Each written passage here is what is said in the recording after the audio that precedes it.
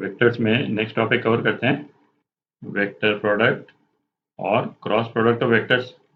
अच्छा, इस टॉपिक के बेसिक्स भी आप फिजिक्स में कवर कर चुके हैं, तो कई पॉइंट्स आपको फैमिलियर लगेंगे, फिर भी कवर कर लेंगे उन पॉइंट्स को, है ना। आपका एक तरह से रिवीजन हो जाएगा। और कई पॉइंट्स ऐसे भी हो सकते हैं जो आपने कवर नहीं किए हों, तो उनको आप ध्यान से नोट कर लें। तो दो वेक्टर्स के प्रोडक्ट को हम वेक्टर प्रोडक्ट कब बोलते हैं?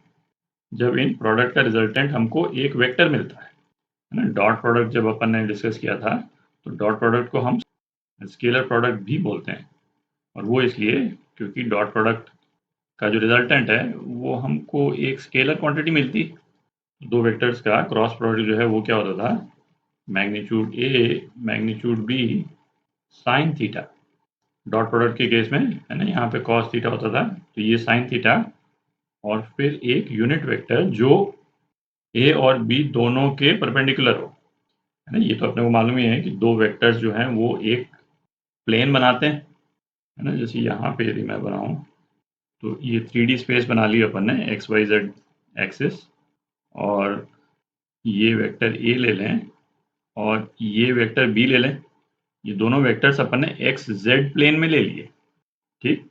तो ए क्रॉस बी वाला जो वेक्टर है एक्स जेड प्लेन के परपेंडिकुलर होगा। तो इसमें अपने को दो डायरेक्शंस मिल सकते हैं भाई। एक डायरेक्शन ऊपर की तरफ मिल सकता है और एक डायरेक्शन एक्स जेड प्लेन के नीचे की तरफ मिल सकता है ना। मतलब प्लस जे के डायरेक्शन में या फिर माइनस जे के डायरेक्शन में। तो इनमें से कौन सा डायरेक्शन हम चूज करते हैं, ये हम कैसे डिसाइड करते हैं? राइट हैंड रूल, है ना। ये भी आप कर चुके हैं फिजिक्स में। और राइट हैंड रूल में क्या कि पहले वेक्टर की तरफ हम अपने राइट हैंड की फिंगर्स को एक्सटेंड कर दें, है ना। इस तरफ हम फिंगर्स को एक्सटेंड कर दें और फिर फिंगर्स को इस तरह से हम कर्ल करें ताकि एक मुट्ठी बन जाए। फिंगर्स को ए से बी की तरफ लेके जाना। यदि बी क्रॉस ए लिखा होता तो बी से ए की तरफ लेके जाते। तो जब हम ए से बी की तरफ लेके जाते हैं, तो जिस डायरेक्शन में हमारा अंगूठा पॉइंट करता है, हमारा थंब पॉइंट करता है ना, हम वो वाला डायरेक्शन लेते हैं इस रिजल्टेंट वेक्टर का। ये एन जो है वो यूनिट वेक्टर है ए और बी के परपेंडिकुलर। तो इस वाले एक्सप्रेशन से ही, है ना, कुछ बेसिक रिजल्ट्स तो आप देख ही सकते हैं कि यदि दोनों वेक्टर्स के बीच में एंगल यदि ज़ीरो है, तो ए क्रॉस बी, है ना, ये क्या हो जाता है? नल वेक्टर देता है।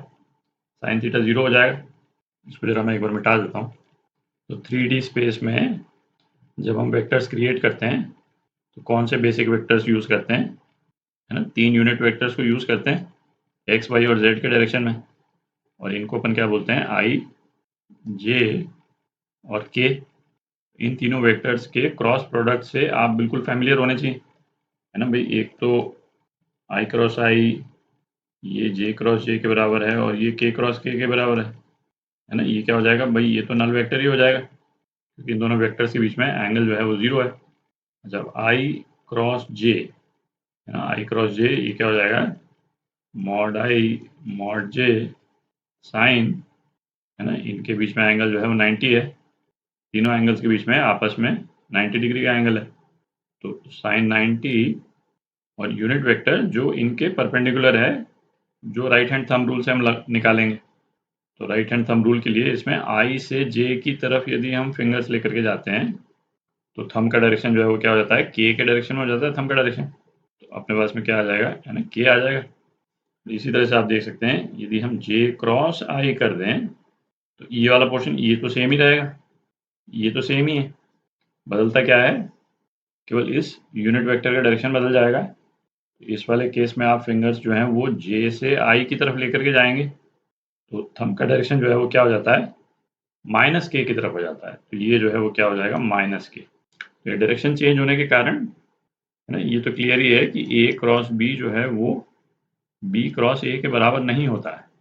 डॉट प्रोडक्ट में तो सेम होता है, ए डॉट बी जो है वो बी डॉट ए के बराबर होता है, क्योंकि अपने पास तो स्केलर आ रहा है। और इसमें डायरेक्शन के कारण हम सीक्वेंस चेंज कर दें वेक्टर्स की, तो प्रोडक्ट जो है वो चेंज हो जाता है, ठीक। अच्छा, इसी तरह से जे क्रॉस के, मतलब अपन आई जे के की सीक्वेंस याद रखें, है ना। आई टू जे टू के टू आई, है ना। ये क्या हो जाएगा? ये आई हो जाएगा, के क्रॉस आई, ये क्या हो जाएगा? जे हो जाएगा। और इनको रिवर्स करके लिख दें तो यहाँ पे माइनस आई और माइनस जे हो जाएगा। ठीक, तो अब देखते हैं अपन, है ना, ये वेक्टर्स यदि हमको कंपोनेंट्स के फॉर्म में दे रखे हों तो हम वेक्टर प्रोडक्ट कैसे निकालते हैं। तो सपोज हमको वेक्टर्स जो है वो अपने कंपोनेंट्स के फॉर्म में दे रखे हैं। पहले 2D वेक्टर्स लेते हैं, उनको एक्चुअल मल्टीप्लाई करके देख लेंगे अपन।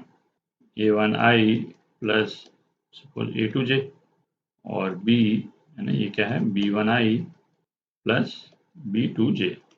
ठीक, तो a क्रॉस b यदि अपन निकालें तो a1i plus a2j cross b1i plus b2j।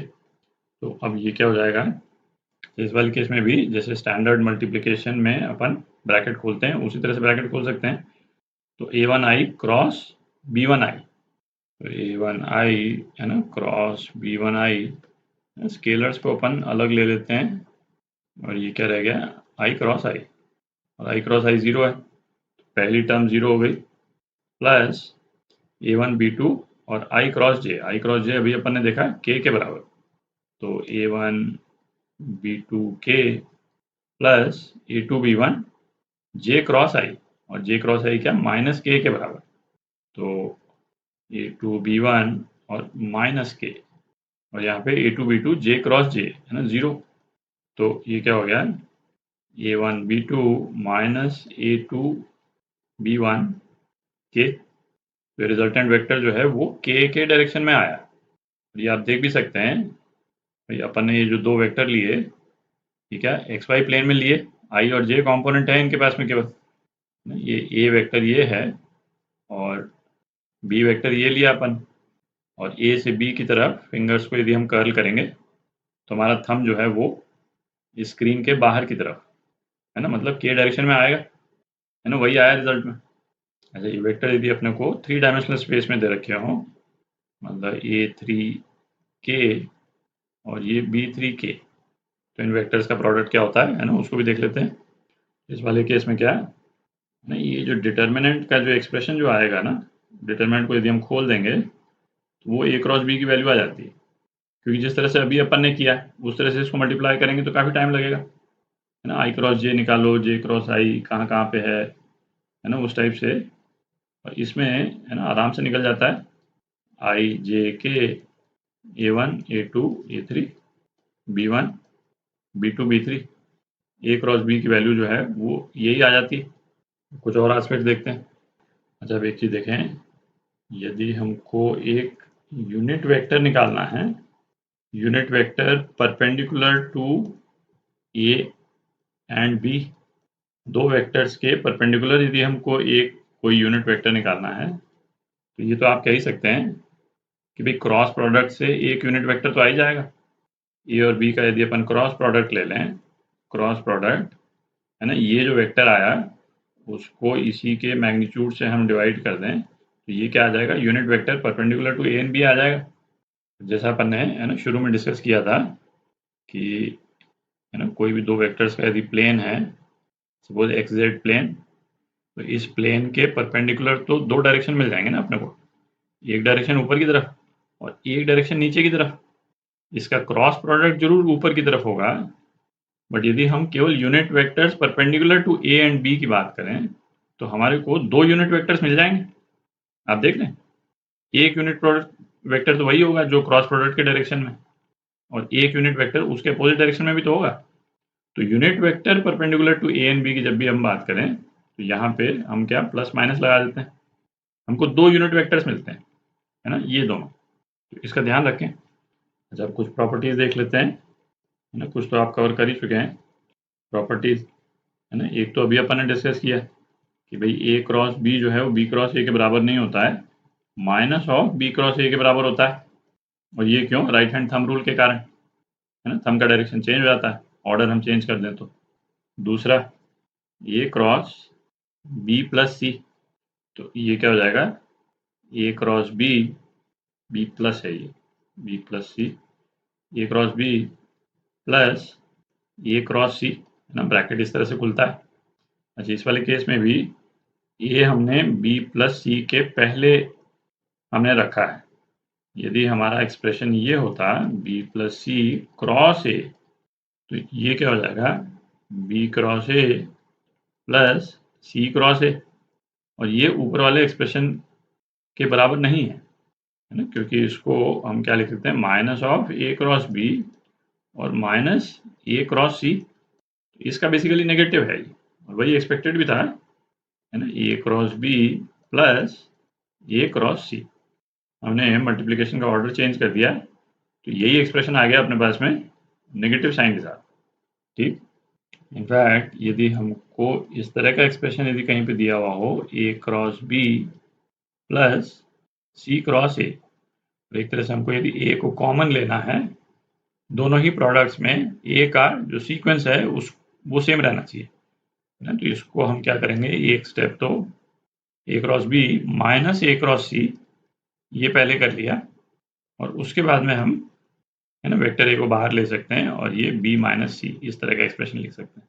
ठीक, तीसरा, यदि वेक्टर्स जो हैं वो स्केलर से मल्टीप्लाइड हो और उनका क्रॉस प्रोडक्ट हो, तो हम स्केलर्स बाहर ले सकते हैं और ये क्रॉस भी हो जाएगा। ठीक, अगले कुछ वीडियो में अभी तक जो वेक्टर प्रोडक्ट के बारे में, है ना, हमने पॉइंट्स देखे हैं उस पर कुछ क्वेश्चंस करेंगे, और उसके बाद में वेक्टर प्रोडक्ट के कुछ और एस्पेक्ट्स देखेंगे।